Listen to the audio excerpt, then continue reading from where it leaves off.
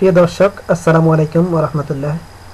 আমি জালালউদ্দিন আরো একবার আপনাদেরকে স্বাগতম জানাচ্ছি ফরেক্স ফ্রিজ এশিয়ান স্কুলে। আমরা আজকে শিখব একটি নতুন ইন্ডিকেটর,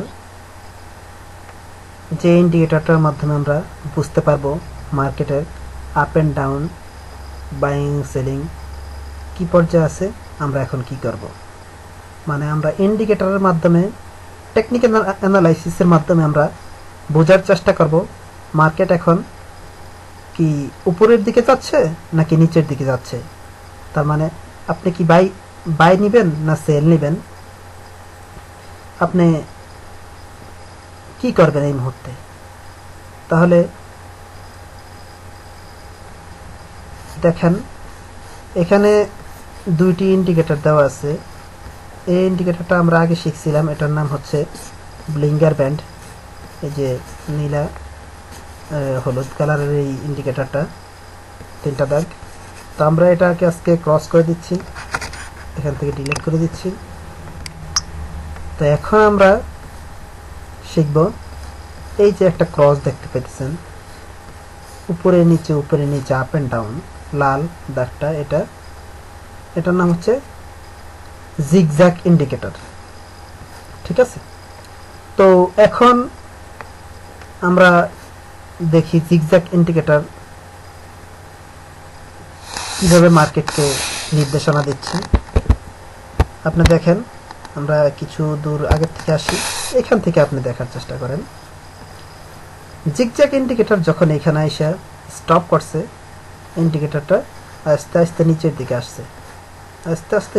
আসছে, তো এখান থেকে যখন নিচের দিকে আসা শুরু করছে, তখনই আপনি কি করবেন, আপনি একটা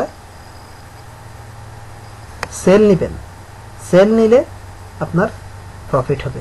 আপনি দেখেন, এখান থেকে আস্তে আস্তে নিচের দিকে আসছে, আবার যখন এখানে এটা এসে শেষ করে এখানে এইদিকে অভিমুখে যাত্রা শুরু করছে, তখন কি হয়েছে, আপনার বাইয়ের মার্কেট শুরু হয়েছে, আপনি তখন বাই নেবেন।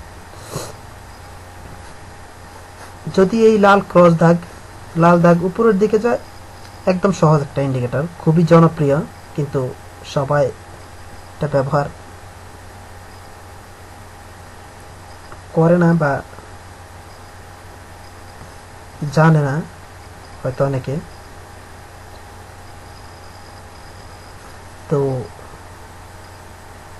আপনি দেখতে পাইতেছেন, এখান থেকে লাগছে এখানে আসছে, এখান থেকে লাগছে এখানে আসছে, এইভাবে যখনই নিচের দিকে আসা শুরু করব, তখন আপনি কি করবেন, একটা ছোট্ট বাই নেবেন, ছোট্ট সেল নেবেন। ছোট বাই এবং সেলিং এর খেলা আপনি করতে থাকবেন। ঠিক আছে, আপনি চিন্তা করেন না যে এখান থেকে লাগছে এখানে নিচে আসা পর্যন্ত আমি বাই নিয়ে সেল নিয়ে তুই রাখছি, আমার লাভ হইতেই থাক না। কিছু লাভ হয়েছে, আপনি ক্লোজ করে দেন। আবার যখন এখানে শুরু করব, তখন আপনি একটা বাই নিবেন, আপনি আপনার ট্রেড ক্লোজ করে দিবেন। ঠিক আছে, তো আমরা পিছনের দিকে যাই। এখন দেখেন, আপনি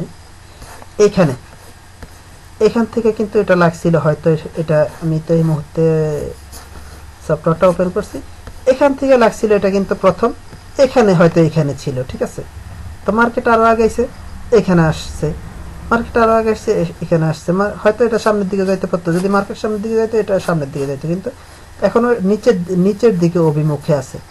এই মুহূর্তে আপনি কি করবেন, যদি আপনার সফটওয়্যার ঠিক এরকম অবস্থায় থাকে, এই মুহূর্তে আপনি কি করবেন। এই মুহূর্তে আপনার কিছুই করার নাই, আপনি শুধু বৈশা দেখবেন। ঠিক আছে, আপনি শুধু বৈশা দেখবেন। ঠিক আছে, তো যখন আবার উপরের দিকে রওনা করব, তখন আপনি আবার মনে করেন একটা বাই নিবেন। ঠিক আছে, এই মুহূর্তে আপনার সেল নেওয়ার কোনো প্রয়োজন নেই। মার্কেট নিচের দিকে যাইতেছে, কিন্তু নিচের দিকে যাওয়ার এখন শেষ মুহূর্তের দিকে আছে মার্কেট, নিচে আর বেশি দূর যাইব না।